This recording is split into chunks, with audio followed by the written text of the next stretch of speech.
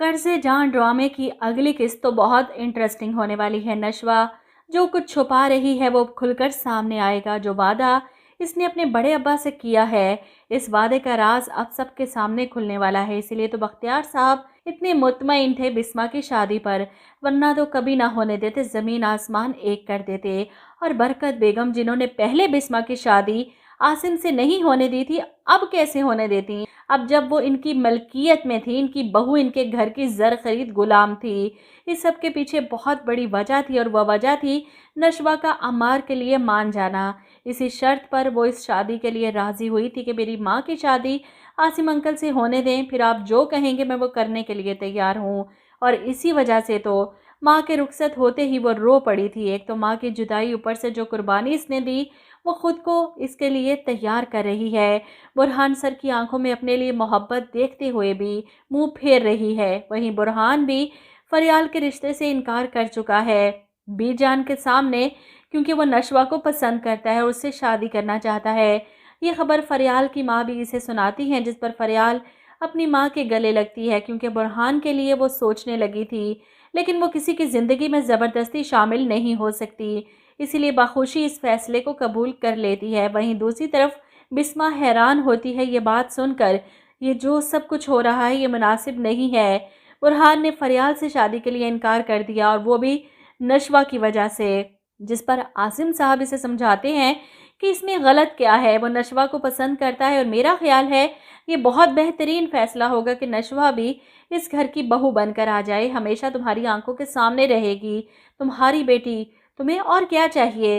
लेकिन बिस्मा जानती है कि उस घर के लोग कभी भी ये नहीं होने देंगे, और यही बात इसे परेशान कर रही है। इधर आप देखेंगे कि नशवा सुबह ही सुबह नाश्ता लेकर पहुंच जाती है आसिम अंकल के घर, और नाश्ते की टेबल पर सब मिलकर एक साथ बैठकर हंसी मजाक करते हुए नाश्ता एंजॉय कर रहे हैं। बुरहान भी इसे देखकर मुतमईन है कि वो रात वाली नशवा से बिल्कुल मुनफरिद नजर आ रही है, काफ़ी फ्रेश लग रही है।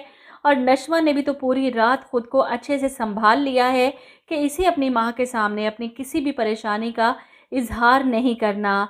आगे आप देखेंगे कि शादी को एक दिन गुजर चुका है, और बख्तियार साहब अब वो करने जा रहे हैं जिसका इन्होंने पहले से सोच रखा था।